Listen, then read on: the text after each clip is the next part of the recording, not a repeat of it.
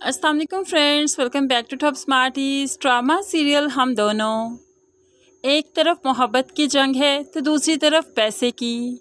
अब यहाँ पर जीत तो मोहब्बत की जंग की ही होगी, लेकिन पैसे की जंग भी नहीं हारेगी, क्योंकि आजकल पैसे के जोर पर सब कुछ हो सकता है। तो ड्रामे की कहानी काफ़ी इंटरेस्टिंग है। वफा जो कि असद की वजह से अपने बाप से झगड़कर अपनी दोस्त के घर में रहना शुरू हो गई, तो दूसरी तरफ एजाज दुरानी, उसने भी तो असद को कहीं ट्रॉमा सेंटर के सामने फेंक दिया ताकि लोग इसे देखें और हॉस्पिटल में एडमिट हो सके, इसका इलाज हो सके, क्योंकि असद की कंडीशन काफ़ी नाजुक हो चुकी है। ऐसे ही कुछ लोगों ने असद को देखा, फ़ौरन से ले जाकर ट्रीटमेंट स्टार्ट करवा दिया। और यहाँ पर वफा को भी मालूम पड़ गया कि असद मिल गया है, ट्रॉमा सेंटर में है। वफा तो फ़ौरन असद के पास पहुँच गई, तो यहाँ पर इसका ट्रीटमेंट चल रहा था। डॉक्टर्स ने बताया कि असद की हालत काफ़ी नाजुक है, बस दुआ ही है जो इसे बचा सकती है।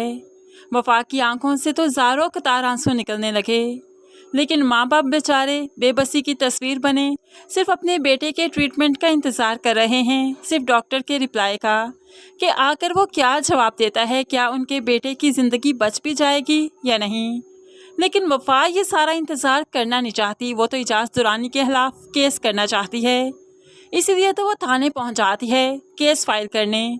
यहाँ पर थाने वाले जो कि एजाज दुरानी से ही लेकर खाते हैं, कैसे मुमकिन है कि केस फाइल कर दें। लेकिन एजाज दुरानी की बेटी चीखते हुए कहने लगी, केस फाइल कीजिए एजाज दुरानी के खिलाफ। आपको समझ नहीं आ रही कि उसकी वजह से एक मासूम इंसान हॉस्पिटल में अपनी ज़िंदगी की सांसें गिन रहा है।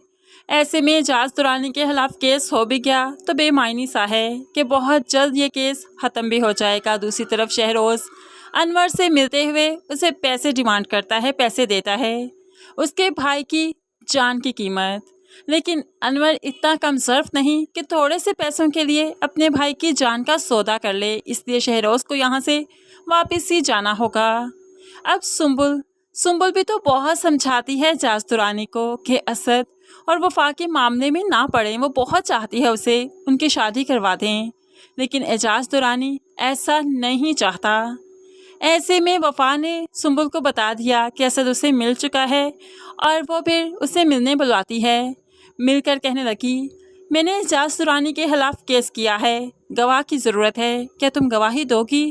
प्लीज़ सुंबुल, आज तुम मेरे असद के लिए गवाह बन जाओ, तुम्हारा यह एहसान ज़िंदगी भर नहीं भूलूंगी।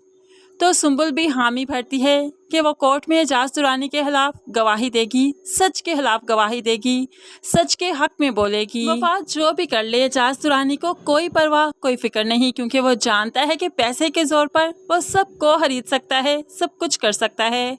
तो ये पुलिस वाले भला क्या चीज़ है। ऐसे ही वक्त गुजरता गया और असद बेहतर से बेहतरीन होता गया, यहाँ तक कि एक दिन डिस्चार्ज होकर घर भी आ गया।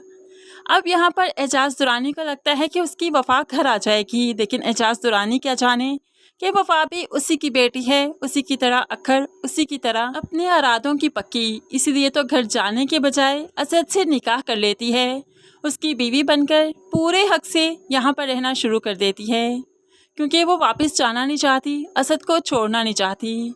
असद और वफा की शादी हो जाती है और अब ये दोनों मिलकर रहेंगे। लेकिन फ्रेंड्स, शहरोज़ और एजाज दुरानी भला हार मानकर कैसे बैठ जाएंगे।